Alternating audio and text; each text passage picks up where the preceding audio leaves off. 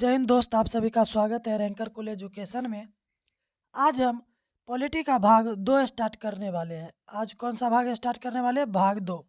इसमें हम संविधान के बारे में पढ़ेंगे। उससे पहले आप लोग कमेंट करके बताइए कि संविधान में कुल कितने अनुच्छेद होते हैं। संविधान में कुल कितने अनुच्छेद होते हैं? संविधान में कुल 395 अनुच्छेद होते हैं और कुल भागों की संख्या कितने हैं? कुल भाग है हमारे 22। ठीक है, ये पॉइंट याद रखिएगा। संविधान बनने में कुल कितने साल लगे हैं? संविधान बनने में 2 साल 11 महीने और 18 दिन लगे थे। ये पॉइंट आप याद रखिएगा। ठीक है, बढ़ते अपने टॉपिक की ओर। टॉपिक का नाम है भारतीय संविधान। भाग 2 का क्या करना, हमें परिचय देना है। परिचय क्या देंगे? इसमें क्या क्या कंटेंट रहेगा हमारा? कंटेंट देखिए, ऐसा आपको यूट्यूब पर कभी नहीं मिलेगा। आप ध्यान से देखिएगा, कॉपी पेन नोट साथ साथ बनाते रहिएगा। ठीक है, चलते हैं पहला पॉइंट। इसमें क्या पढ़ेंगे? तो संविधान का भाग 2 किससे संबंधित है? तो नागरिकता से संबंधित है। और अनुच्छेद 5 से 11 तक किसका प्रावधान है? नागरिकता का प्रावधान है। ठीक है, और अगला पढ़ेंगे नागरिकता के अधिकार और नियम। इसमें क्या क्या पढ़ेंगे? तो नागरिकता के अधिकार और नियम क्या होंगे? 5 से 11 तक नागरिकता का प्रावधान। और भाग 2 जो है वो किससे संबंधित है? नागरिकता से। ठीक है, इसमें आपसे क्वेश्चन पूछेगा कि बताइए संविधान का भाग 2 किस चीज से संबंधित है? तो क्या बताइएगा कि नागरिकता से संबंधित है। ठीक है, बढ़ते हैं आगे। पहला है अनुच्छेद 5 से 11 तक। अनुच्छेद कहाँ से कहाँ तक? 5 से 11 तक। तो पहला पॉइंट है अनुच्छेद 5। क्या कहता है? भारत में नागरिकता का अधिकार है। अनुच्छेद 5 में क्या है? भारत में नागरिकता का अधिकार है, यानी कि सभी को यहाँ पर समान नागरिकता मिला है। ठीक है, फिर अगला क्या है अनुच्छेद 6 में? तो विभाजन के बाद पाकिस्तान से आए व्यक्ति को नागरिकता, यानी कि जब हमारा भारत देश में, पहले पाकिस्तान कहाँ था? हमारा भारत देश में था। तो भारत देश से जो यानी कि अलग हो गए थे, पाकिस्तान चल गए थे। मान लीजिए यहाँ से, ये भारत देश है हमारा। ठीक है, यहाँ से लोग कहाँ चल गए? पाकिस्तान। विभाजन के बाद वो पाकिस्तान से वापस लौट कर आ गए, यानी कि पहले था भारत में, भारत से कहाँ गया? पाकिस्तान। अब पाकिस्तान से फिर लौट कर कहाँ गया? भारत।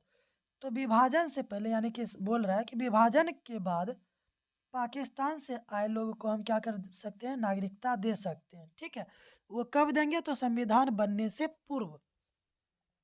अब अगला पॉइंट है अनुच्छेद 7 में क्या बोल रहा है कि पाकिस्तान गए लोगों की यानी कि पुनर्नागरिकता दे सकते हैं। यानी कि पाकिस्तान गए लोग को, मान लो कि भारत से कहाँ आ गए? पाकिस्तान। अब लौट कर फिर कहाँ आएंगे? भारत आएंगे, तो उन्हें हम क्या कर सकते हैं? पुनर्नागरिकता हम दे सकते हैं। ठीक है, यहाँ तक क्लियर। अगला पॉइंट है हमारा अनुच्छेद 8। क्या है? अनुच्छेद 8। इसमें क्या कह रहा है? विदेश में रहने वाले भारतीयों की नागरिकता। अब इसमें मान लीजिए, ध्यान से समझिएगा कि यानी कि विदेश में जो लोग रह रहे हैं, क्या उसकी नागरिकता हम समाप्त कर देंगे? नहीं। मान लीजिए कि विदेश कोई गया है पढ़ने के लिए, कोई काम करने के लिए गया, कोई डॉक्टरी कर रहा है, कोई इंजीनियरिंग कर रहा है, तो इसके मद्देनज़र, इसे जो है मद्देनज़र रखते हुए इसकी नागरिकता हम नहीं समाप्त कर सकते। क्यों नहीं कर सकते? क्योंकि वह भारत की नागरिकता लिए हैं। यहाँ तक क्लियर। अब अनुच्छेद 9 क्या बोल रहा है? दोहरी नागरिकता का निषेध। मान लीजिए कोई व्यक्ति भारत से कहाँ चल गया? पाकिस्तान। और पाकिस्तान जाके वहाँ का नागरिकता धारण कर लिया। वहाँ क्या कर लिया? आधार कार्ड, पैन कार्ड और राशन कार्ड वहाँ पर बनवा लिया। तो भारत की नागरिकता क्या हो जाएगी? उनका रद्द। और यहाँ पर क्या मिल जाएगी उनको? पाकिस्तान की नागरिकता वो ग्रहण कर लेगा। ठीक है, ये बात क्लियर। उसके बाद है अगला पॉइंट नंबर 9। 9 तो हो गया। अब पॉइंट नंबर 10 क्या कह रहा है कि नागरिकता का संरक्षण। नागरिकता का हमें क्या करना है, संरक्षण करना है, उसके नियम कानून पर चलना है, नहीं तो हमारा नागरिकता क्या हो जाएगा, खत्म। मान लीजिए अगर हम कोई आतंकवाद है, आतंकवाद का नागरिकता नहीं होता, याद रखिएगा, आतंकवाद का नागरिकता नहीं होगा। क्यों नहीं होगा? क्योंकि वह देश विरोधी कार्य अगर हम करेंगे तो हमारा नागरिकता क्या हो जाएगा, खत्म। पूछेगा कि बताइए देश में यानी कि विद्रोह से संबंधित कौन सा अनुच्छेद है? विद्रोह से संबंधित अनुच्छेद हमारा 10 है। यहाँ तक क्लियर? अब आगे चलते हैं पॉइंट नंबर 11 यानी कि अनुच्छेद 11 क्या बोल रहा है कि संसद के पास नागरिकता निर्माण करने का अधिकार है। अब संसद क्या कर सकता है, नागरिकता का निर्माण कर सकता है कि किसे नागरिकता देना है और किसे नहीं देना है। यहाँ तक क्लियर? अब फटाफट एक बार रिवीजन कर लेते हैं।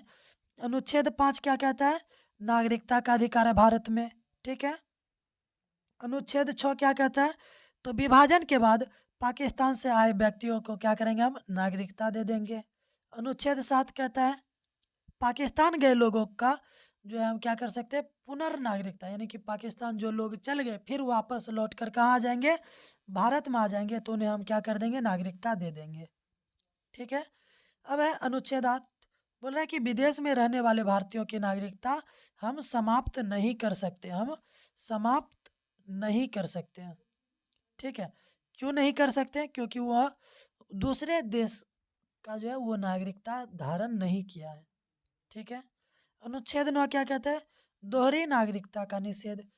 दोहरी नागरिकता, मान लो इसमें एक और है, जैसे पति पति है इंडिया का और पत्नी है पाकिस्तान का, अगर शादी कर लिया तो तेरी का उनका बल्ले बल्ले रहेगा ना, वो छुट्टा सांड की तरह क्या करेगा, पाकिस्तान में भी मौज मस्ती करके आ जाएगा और भारत में भी वो मौज मस्ती करेगा, तो ठीक है ना।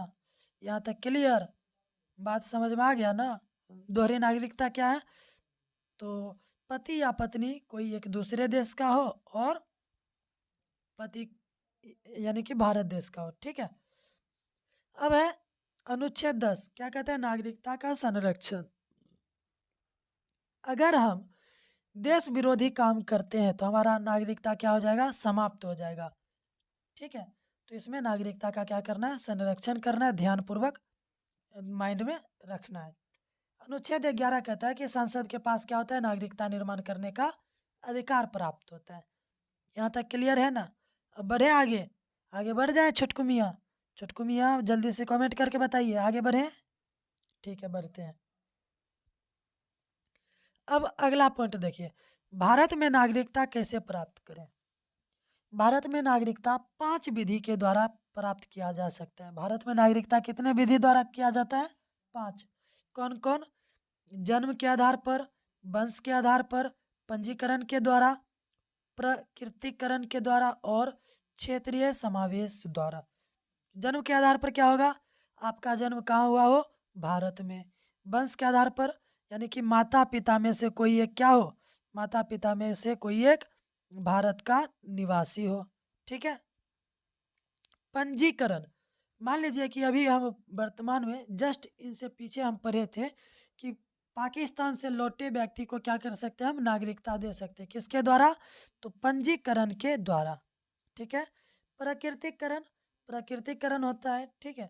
और क्षेत्रीय समावेश यानी कि आपके पास भारत में क्या हो, जमीन हो, और जमीन कैसे होगा, जमीन होने का मुख्य उद्देश्य है कि आप नागरिकता होंगे तब तो मिलेगा, ठीक है। ये पॉइंट क्लियर हो गया ना? और ये देखिए हाथ का सिंबल बनल है, ये देखिए ये क्या है, सिटीजनशिप, यानी कि हाथ बता रहा है कि हम भी क्या करेंगे, नागरिक धारण करेंगे। यहाँ तक क्लियर? अब बढ़ते हैं आगे। अब क्या है, नागरिकता अधिनियम 1955। क्या नागरिकता अधिनियम 1955 में क्या हुआ, कंटेंट, कंटेंट देखिए, कंटेंट पर अगर वीडियो पसंद आता है तो लाइक कमेंट और अपने दोस्तों के साथ शेयर जरूर करिए, ठीक है। कंटेंट क्या है, नागरिकता अधिनियम 1955 में, तो नागरिकता देने के तरीके इसमें जानना है। नागरिकता समाप्त करने के प्रावधान क्या है। नागरिकता संशोधन अधिनियम कब हुआ था, तो 2019 CAA के तहत कब हुआ? 2019 में। नागरिकता संशोधन अधिनियम कब हुआ था? तो 2019 में। यहाँ तक क्लियर? देख लीजिए संविधान संशोधन नागरिकता संशोधन के समय क्या हुआ था। ठीक है, हम गज पीट देते हैं समझाने के लिए। ठीक है, फेस तो नहीं दिखा सकते लेकिन समझा सकते हैं, तो वीडियो के अंत तक जरूर बने रहिए। ठीक है, ठीक है ना? हाँ, आगे बढ़ते हैं। इसका निष्कर्ष अभी जो हम पढ़े हैं, इसका पढ़ने के बाद हमारा निष्कर्ष क्या निकला है? तो पहला निष्कर्ष ये है कि भाग 2 जो है वो भारतीय नागरिकता की क्या है? नींव है। पूछेगा कि भारत भारत के जो है नागरिकता का नींव कौन रखता है? तो भारतीय नागरिकता जो है इनका नींव रखता है। यहाँ तक क्लियर? अगला पॉइंट क्या है? तो अगला पॉइंट है, यह भारत की संप्रभुता और लोकतांत्रिक मूल्यों को दर्शाता है। अब ये क्या करता है? भारत की संप्रभुता और लोकतांत्रिक मूल्यों को क्या करता है? दर्शाता है। ठीक है, तो कोशिश करते हैं कि आप ये जितने भी टॉपिक पढ़ाएं, आपको सही से समझ में आ गया होगा। अगर समझ में आ गया है तो यस करके कमेंट बॉक्स में ज़रूर लिखिए, और वीडियो को एक बार दोबारा आप देखिए और कॉपी पेन से जो है इसे नोट डाउन करते रहिए। ठीक है, और अपने दोस्तों के साथ ज़रूर शेयर करिए। मिलते हैं नेक्स्ट वीडियो में, तब तक के लिए जय हिंद, जय भारत, थैंक यू।